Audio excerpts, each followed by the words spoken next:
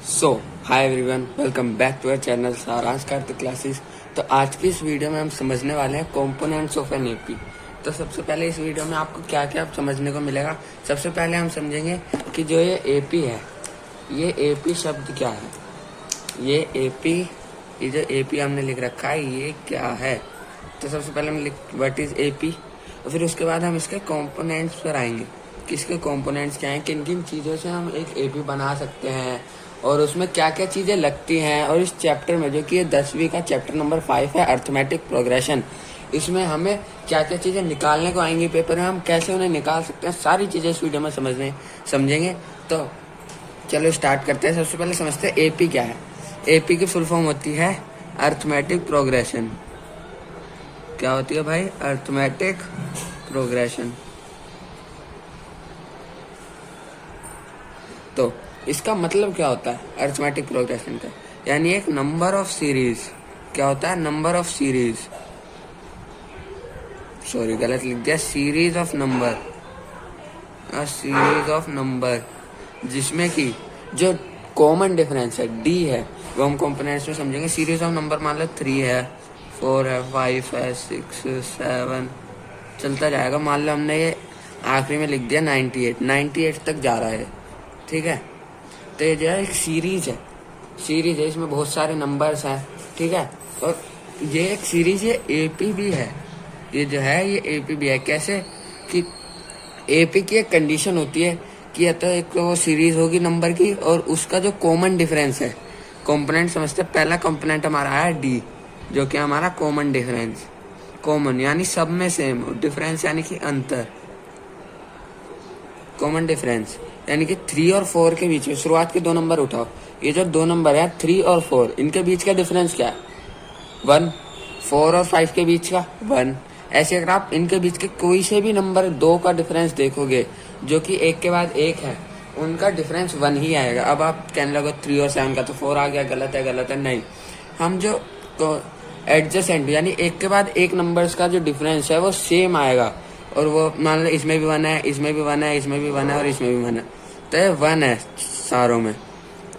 आगे चलते हुए भी ये सारे में 1 ही आएगा। तो ये हमारी होगी एपी, क्योंकि इसमें कॉमन डिफरेंस सेम है। सीरीज ऑफ नंबर जिसमें कि कॉमन डिफरेंस डी, जो कॉमन डिफरेंस होता है वो सभी नंबर्स में सेम होता है, उसे हम कहते हैं एपी, ठीक है। एपी समझ में आया? चलो अब समझते हैं इसके कंपोनेंट्स क्या है। पहला कंपोनेंट हमने देख लिया डी, दूसरा कंपोनेंट हम देखते हैं ए क्या है? First term. फर्स्ट देखो शब्द के हिसाब से समझेंगे। फर्स्ट पहला टर्म यानी कि पहली डिजिट क्या है? ये भी ले लेते हैं। ये 3 है, ये पहला है, फिर ये दूसरी या तीसरी, चौथी, पांचवी, ऐसे चलते चलते आखिरी जो टर्म है वो एन है, ठीक है। वो सॉरी 98 है। तो ये जो पहली टर्म होगी ये हमारी होगी ए। तो यानी पहली टर्म एक एपी की, एपी तो अब आपको समझ में आ गया, एक एपी की पहली टर्म जो होगी वो होगी हमारी ए, या फिर हम इसे A1 भी लिख सकते हैं क्योंकि पहली है। ऐसी A2 होती है, A3 होती है। जैसे ये 4 है, ये A2 है, ये A3 है, ये A4 है, ऐसे चलते चलते आखिरी जो टर्म होती है। अब तीसरा कंपोनेंट देखते हैं। तीसरा कंपोनेंट हमारा AN क्या है? ठीक है, AN क्या है ये समझते हैं। AN होता है जो आखिरी टर्म होती है ना एपी की, उसे हम कहते हैं AN। जो हमारी आखिरी टर्म होती है एपी की, किसी भी एपी की, किसी भी सीरीज की जो आखिरी टर्म हमारी होती है उसे हम कहते हैं AN। जैसे इस सीरीज में ले लें तो 98 जो है वो हमारा AN है, यानी आखिरी टर्म जो है वो AN है। इसका फॉर्मूला भी अभी डिस्कस करेंगे। अभी कंपोनेंट देखते हैं। और चौथा कंपोनेंट हमारा इसी में, हमने सोचा ए तो समझ में आ गया, एन मतलब कोई सी भी टर्म। एन का मतलब होता है nth टर्म, मतलब कितनी टर्म्स हैं उसमें। एन यानी कि कितनी टर्म है एक एपी में, उसे हम कहते हैं एन। किसी भी एपी का एन क्या होगा? एन यानी कि उसमें कितनी टर्म है। जैसे यहाँ पे अगर हम ये टर्म गिने 1 2 3 4 5, तो 5 है, ऐसे चलते चलते 98 तक आएंगी, ठीक है। तो वो कितनी टर्म होंगी वो निकालेंगे हम AN वाले फॉर्मूले से, जो अभी डिस्कस करते हैं। ये सब समझ में आया। और एक हमारा होता है SN क्या होता है? SN होता है sum of n terms of an AP, ये हमारा होता है एसएन। सम यानी कि प्लस करना है, ठीक है। Sum of n terms, N अभी समझा, जितनी टर्म एक एपी कंटेन करता है उसे हम एन टर्म्स कहते हैं, ठीक है। तो एन टर्म्स, तो इसमें ए एन जो है वो तो 98 है इस एपी में, पर इसकी एन टर्म्स कितनी है वो निकालेंगे। और एस एन यानी कि उन टर्म्स का, जैसे 3 और 4, 7, 7, 5, 12 ऐसे सारी डिजिट का सम करेंगे तो बहुत टाइम लगेगा। ऐसे एस एन का एक फॉर्मूला होता है जिससे हम एक पूरे एपी का बहुत ही कुछ मिनट्स में निकाल सकते हैं पूरी एपी का सम, ठीक है। तो सबसे पहले ए एन का फॉर्मूला देखते हैं। ए एन क्या होता है? ए प्लस एन माइनस 1 डी। अब देखो मैंने फॉर्मूला बाद में लिया, अब आपको सारे कॉम्पोनेंट पता है। ए एन, ये रहा एन, ए यानी कि पहली टर्म, इस एपी के माध्यम से हम सारे उसको समझेंगे। ए यानी कि पहली टर्म, एन यानी कि उसमें जितनी टर्म है, और डी यानी कि कॉमन डिफरेंस।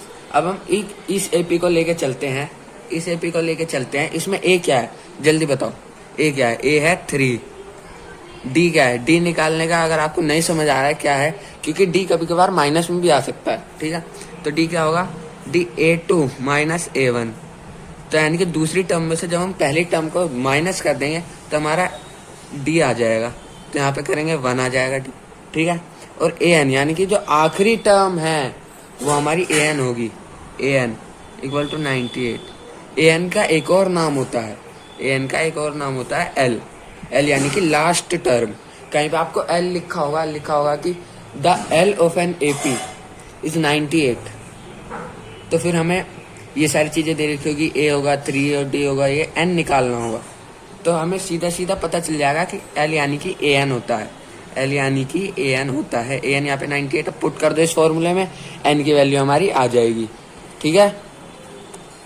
तो पुट करते हैं एक बार। ए एन 98 दे रखा है, ए क्या है 3, एन की वैल्यू हमें निकालनी है। और अगर हमें एन की वैल्यू दे रखी हो और ए एन ना दिया हो, ए एन हम सीधा निकाल सकते हैं, ठीक है। और डी की वैल्यू 1। अब 3 प्लस में है इसके, तो यहाँ माइनस में आ जाएगा, एन माइनस 1, ठीक है। 1 की मल्टीप्लाई करके वही आएगा answer, 95 equal to n minus 1। 95 plus 1 equal to n, तो यहाँ से हमारी एन आ जाएगी 96। एन क्या आ जाएगी? 96। यानी कि ये जो एपी है, ये हमारी जो एपी है, इसमें जो टोटल टर्म्स हैं, जो एन टर्म्स हैं, वो हमारी होगी 96, ठीक है। तो अब हम देखते हैं सम। इसी एपी का हम सम निकालें अगर, तो वो कैसे निकलेगा? उसके अलग अलग फॉर्मूले होते हैं। तो पहला फॉर्मूला जो सबसे मेन होता है वो होता है n/2 2a plus n minus 1 D, ठीक है। ये होता है n। अब समझा, अगर हम इस एपी के हिसाब से हम सम निकालें तो सम क्या निकलेगा? n 96/2, 2 इंटू a क्या है 3, और n 96 माइनस 1 और 1, तो यहाँ पे आ जाएगा 48 इंटू में 6 प्लस 95, 48 इंटू में 101, ये आएगा। अब इसे मल्टीप्लाई कर लो, 101 48 808 404, देखो 8484, ये हमारा आ जाएगा सम। यानी कि ये जो हमारी एपी है, ये जो हमारी पूरी एपी है, इसका जो सम होगा सारी टर्म्स का, वो हमारा 4848 आएगा, ठीक है। अब इसी का ही एक और फॉर्मूला जो इसी फॉर्मूले में से डिराइव होता है, उसे हम देखते हैं। ये फॉर्मूला लिख लेना, n/2 2a plus n minus 1 D, ठीक है। n/2 ऐसे ही रहने दो, 2a plus a equal to 2a होता है, बाकी सब ऐसे ही रहने दो, लिखो। देखो अब आपको यहाँ क्या पता चल रहा है? ये क्या है? इसे छोड़ दो, इसे को छोड़ दो, ये यहाँ के डिजिट को छोड़ दो। ये क्या है? ये जो है ये क्या है जल्दी बताओ? ये है हमारा an का फॉर्मूला, सही कहा। तो a को ऐसे ही रहने देंगे और ये हमारा an लिख देंगे, तो ये हमारा एक फॉर्मूला आ जाता है, ठीक है। और अगर हम ये फॉर्मूला बहुत मेन है, इसे याद करना, कहीं पर an दिया होगा डी और ये सब वैल्यू दी होगी तब हमें निकालना होगा, तो वो इस फॉर्मूले से लिख लेंगे। और इसी फॉर्मूले में अगर हम, जैसे मैंने अभी आपको बताया था, ए एन का दूसरा नाम क्या होता है, ए प्लस एल, तो ये भी एक फॉर्मूला होता है। कहीं कहीं पर ए एन की जगह बोल देंगे कि भाई एन, एल दे रखा होगा कि एल दे रखा है, आपको निकालना है, तो वो भी अच्छे से हम निकाल सकते हैं। ठीक है, तो ये सारे होते हैं हमारे कंपोनेंट्स ऑफ एन एपी। समझ आया? अगर आपको ये वीडियो अच्छी लगी हो और सारे कॉन्सेप्ट एपी समझ आया हो, उसके कंपोनेंट समझ आए हो, फॉर्मूला कैसे हुआ, सारी चीज़ें अगर समझ आई हो, तो इस वीडियो को एक बार लाइक कर दीजिए और चैनल को सब्सक्राइब करके बेल आइकन दबा दीजिए।